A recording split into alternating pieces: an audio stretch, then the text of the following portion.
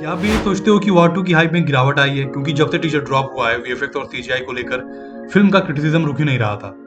उम्मीद थी कि ट्रेलर में चीजें कुछ इंप्रूव हुई दिखेंगी, लेकिन वैसा कोई इंप्रूवमेंट नहीं दिख रहा। ट्रेलर में एक ड्रामेटिक आर्क डाला गया है, वो डायलॉग्स एंड जो ड्रामा क्रिएट किया गया है वो एक्चुअल में इंट्रीग करता है, लेकिन वो एब्सर्ड सीजीआई और वीएफएक्स ट्रेलर के ओवरऑल एक्सपीरियंस को एक एवरेज ट्रेलर में तब्दील कर देते हैं। इस फिल्म को केवल ऋतिक के लिए अगर मैं एक आंख बंद करके भी देखूं, फिर भी उस सीजीआई उस वीएफएक्स को इग्नोर करना इम्पॉसिबल है। I really feel bad for Hrithik Roshan because in every role he was phenomenal, no matter how good or bad a film was.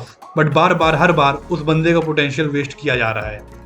Before teaser War 2 was the hottest property of this year, लेकिन एक average teaser and trailer ने film के बच को बहुत गिराया है। आई don't no क्यों यशराज अपना वीएफएक्स सही नहीं कर पा रहा है, और अगर नहीं कर पा रहा है तो किसी दूसरे से क्यों नहीं कराता। अपने इन हाउस वीएफएक्स यानी वाईएफएक्स की टीम को उसे फायर कर देना चाहिए, क्योंकि ऐसे बिलो क्वालिटी प्रोडक्ट अब मार्केट में नहीं चलने वाले।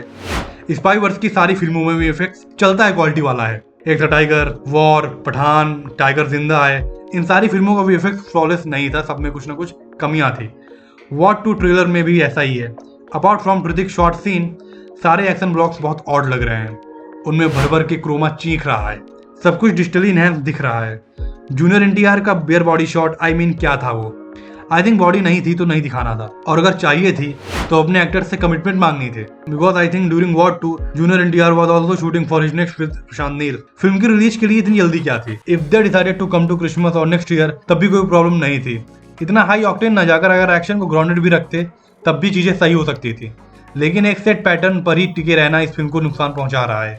ऋतिक का शॉर्ट फाइट सच में कितना बेहतरीन लग रहा है, बिकॉज एज पर रिपोर्ट्स उसका सेट लगाया गया था, उसे वहां शूट किया गया था। वो एक्शन सीन काफी ग्राउंडेड भी है। एंड वन मोर थिंग, एक चलते चेस सीन में एक दूसरे पर बॉम्ब और गोली क्यों मारनी है जब पता है कि उस कैरेक्टर को कुछ नहीं होने वाला।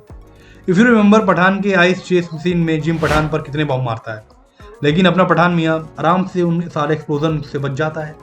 यहाँ पर वॉर 2 ट्रेलर में भी ऐसा कुछ सेम पैटर्न दिखा है। बोट चेस में यू कैन सी दोनों आराम से एक्सप्लोजन फाड़ कर निकल जाते हैं। इवन वॉर के क्लाइमैक्स में जो कार चेस था वहां पर भी कुछ ऐसा था, जिसमें खालिद और कबीर एक दूसरे पर चलती कारों से शूट कर रहे हैं। Action directors really need to upgrade their action choreography. एक वीएफएक्स एलेडिन फिल्म का वीएफएक्स ही खराब है, स्टोरी में क्या खास होगा? I don't know. अगर स्टोरी अच्छी और एंगेजिंग हुई तो फिल्म की दूसरी कमियों को इग्नोर किया जा सकता है, लेकिन स्पाई-वर्स में एक out of the box unique story expect करना बेईमानी होगी। लेकिन जो भी हो, उस एब्सर्ड सीजीआई को इग्नोर करना मुश्किल होने वाला है। फिल्म का पहला दिन जबरदस्त जाने वाला है, लेकिन पूरा वीकेंड कैसा जाएगा अब कहना थोड़ा मुश्किल है।